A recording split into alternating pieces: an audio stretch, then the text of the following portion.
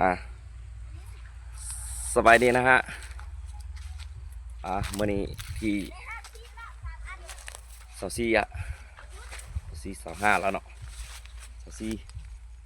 โอ้อากาศดีมื่อนี้ฝนจีตกเกิดบ่ตกในตกเสื้อพักนี่จะว่าในคันหดพักนี่นะพอค่ำยามแรงละโอ้ชอบ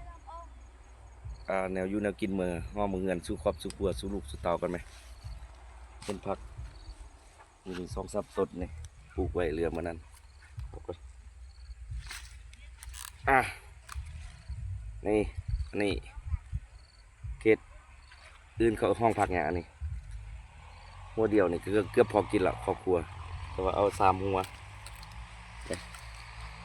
3 หัว4 หัวอันนี้กาดเอ็นนี่น่าจะขมเติบเนาะอันนี้แต่ว่าบุขมเลยเบิ่งทรงคือขมแต่ว่าอันนี้แรงนี่งานนี่แหละนี่กวางตุ้งผัดใส่น้ำมันหอยในนึงใส่ดูกหมูในนึงแล้วก็ซีอิ๊วเยาะในนึงโอ้พอนอนหลับตามวันได้นี่ได้แล้วอันอยู่อันกินสู้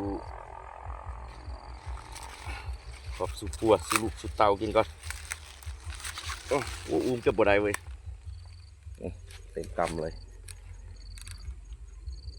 นี่เขายังบอกกวางตุ้งเนาะแม่นแต่บอกแต่ว่าคนอื่นเขาจังใดบ่ฮู้เด้อพูดเธอพูดก็ลงหมดละลงพักหมดละทำยำแรงอายุหากินตามหัวตามสวนจะกินขึ้นมาเอาเด้อนี่ปลูกทดลองแต่ว่าได้ผลอยู่นี่ที่ปลูกทรงตลาดอยู่นี่กำลังเขาที่อยู่กันซ้ำนี่เนี่ยบุท่วนแต่ใดนี่แต่ว่าเอาอยากกินก่อนเนาะอยากกินก่อนในแถวลุมนี่พูดถึงพุ่นลงเครื่องลงพืชมาแล้วได้คุณทางลุมพุ่นลูกๆล้านเขากำลังใน2-3 คนใจหอมป้อมแล้วก็หอมบัวส่งเข้าตลาดบางเวียงแดหลวงพระบางแดจบคลิปสบายดีเนี่ยแมลงเจอกันผัดกวางตุ้ง